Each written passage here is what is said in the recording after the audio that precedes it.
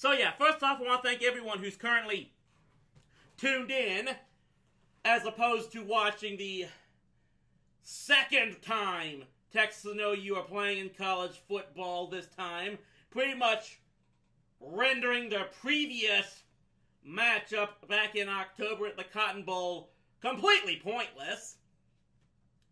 And to make matters worse, you just know that since they're playing that game in Jerry World, the home of the Dallas Cowboys, I'm telling you, right now it's 12 o'clock, so maybe the first quarter's ended by now, but I guarantee you, by sometime in the third quarter, the announcers are going to bring up the subject of when the regular annual Texas OU game is finally going to end up being played full-time in that great, luxurious stadium that Jerry built for the city of Dallas-Fort Worth.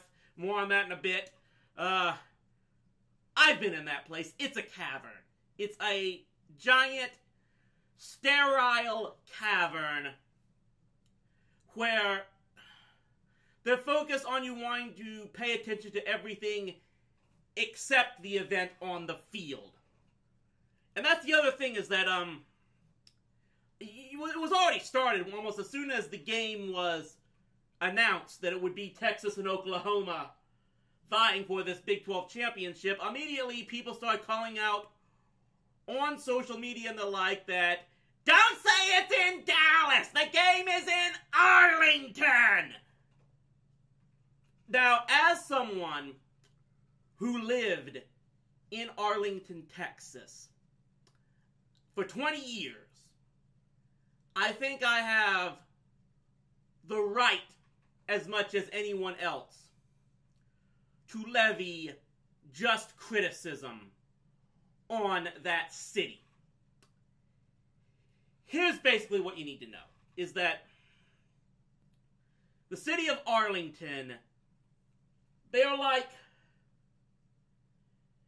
just the fact that they say they want to make absolutely certain that every event is in their city and shouldn't be referenced as Dallas. For another reference, back in, now of course the city of Arlington currently now hosts the Dallas Cowboys Stadium, and of course has always been the home to the Texas Rangers, in addition to the Six Flags Over Texas theme park. And just to give you another example of what type of inferiority complex the people of that city have, in 2015, the Rangers won their division and went to the postseason. That year, the official division championship t-shirts that Major League Baseball came out with, they were designed to feature a silhouette of the city skyline for the area that each team is from. Naturally, the Rangers American League West Division Championship shirts had an imprint of the skyline of Dallas on them. And of course, Dallas has one of the most iconic, recognizable skylines you'll see anywhere, from, of course, Reunion Tower to the Fountain Place building with its triangular shape, to the Renaissance Tower with its 5 spires on the roof.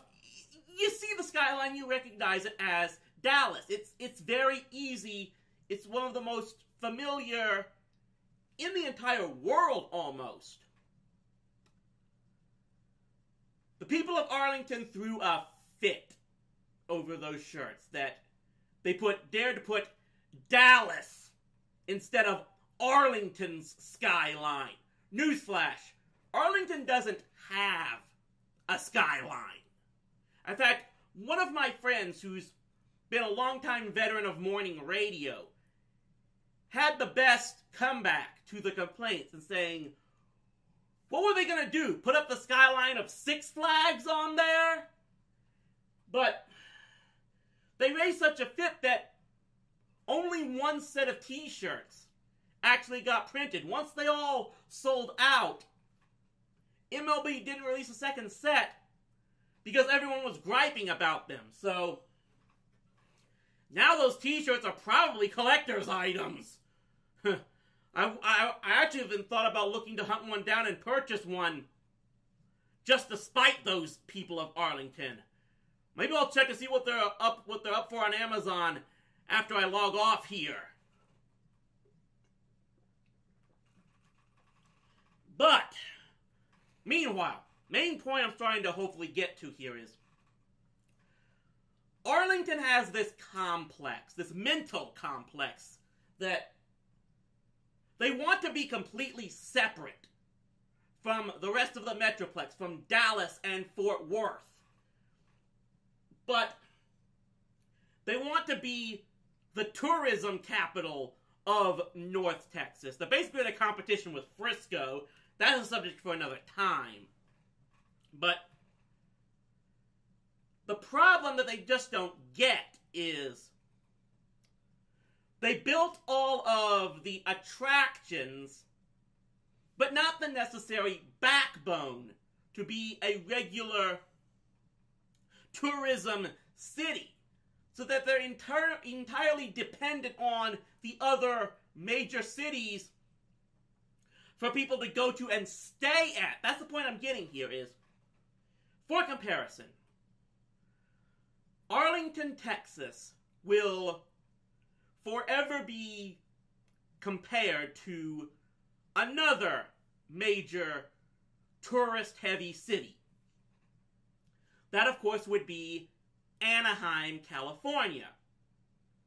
Arlington, of course, now has the Cowboys, the Rangers, the Six Flags theme park, while Anaheim has, Disneyland, Knott's Berry Farm, the Angels baseball team, the NHL's Ducks sports franchise. They're both heavily on tourism.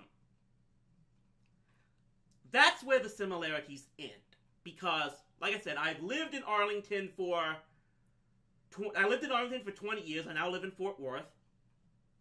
But also, I've visited Southern California multiple times over the last couple of years alone.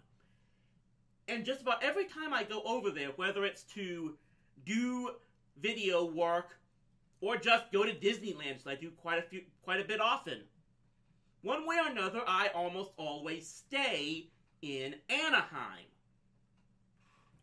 Just so you know, there's basically a roughly 6 square mile radius within the center of Anaheim, in which its central nexus point would be the intersection of Harbor Boulevard and Catella Avenue, which is basically where you would find Disneyland, the Disney parks, in that area.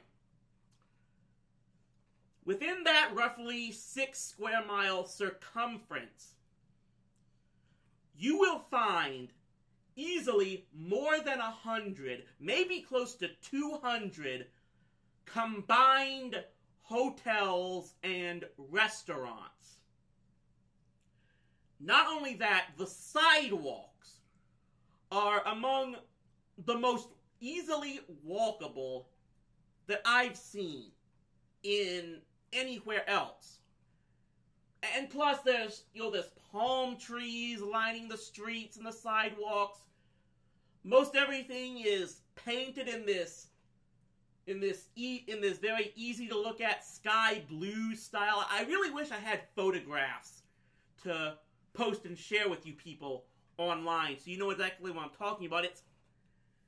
It's very tourist friendly, very pedestrian friendly. It's like, for all the talk about how driver heavy Los Angeles is, if you're planning on only spending a day in Anaheim, you could basically leave your car parked at the hotel. Just don't take it out there.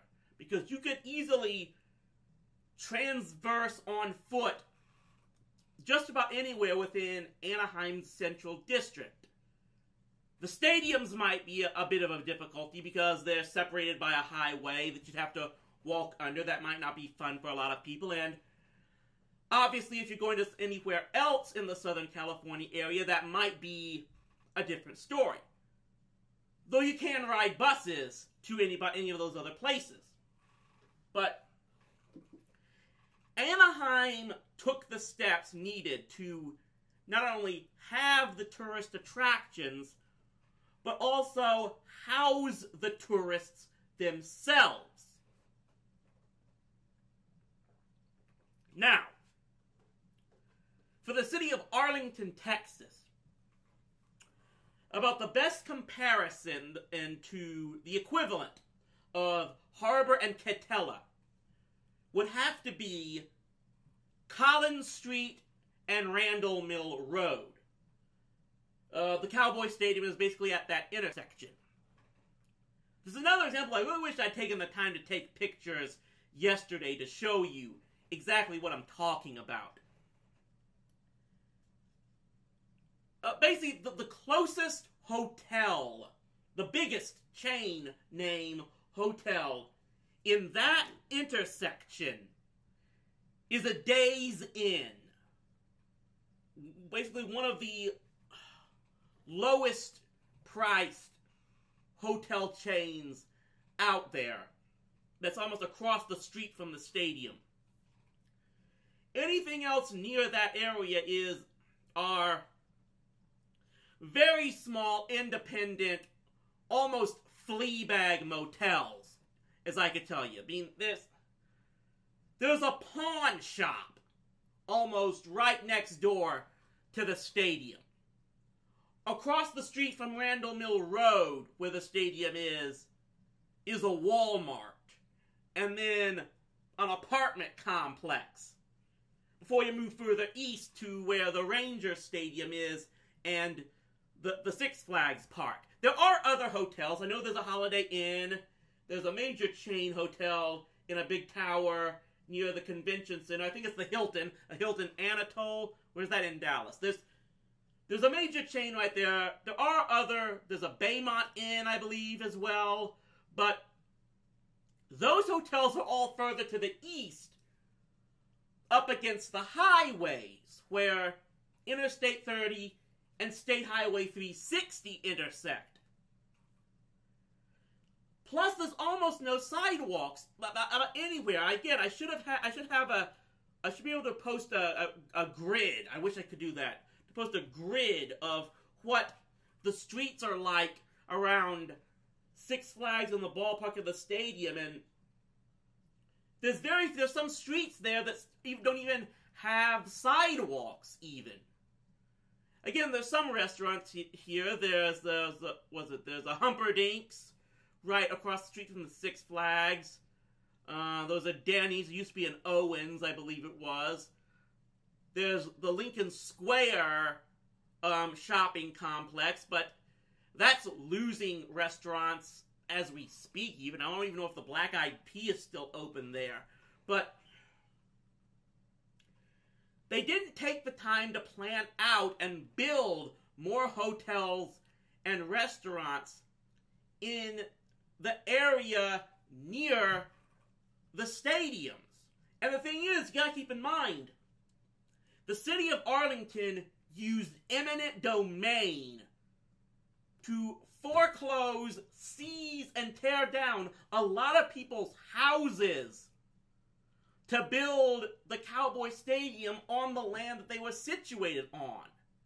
Which I wasn't in favor of that anyway, but if you were going to do that, why didn't you do it to make sure there was enough land to build the hotels on? And give that land to hotel developers? There's no urban tourist area in Arlington meant to accommodate the number of people they expect to draw in. Which means those people are going to have to end up staying in cities like Dallas and Fort Worth. And that's a problem, especially when you're trying to draw major sporting events. They've drawn the Super Bowl once, the Final Four once, and every year they get the same story. It's not coming back yet. And I'm not sure if it's ever going to come back. When the Final Four was here, I think it was in 2014. Don't hold me to that completely. Maybe it was 2012. But when the NCAA basketball Final Four was here, I was following a lot of national media, sports media pundits on Twitter and the like. And I remember them saying things about the stadium like, this event should not be held in a place that you can't walk to from your hotel. And it's something like that. That's the thing, is that Dallas-Fort Worth is such a driver-heavy community, even more than Los Angeles even, perhaps. And the city of Arlington in particular, they expect you to get back in your car and drive to any point A to point B within their area. They don't expect you to walk anywhere. And the people of this area think that that's no big deal, because they think it's a sign of what's the word I'm looking for here?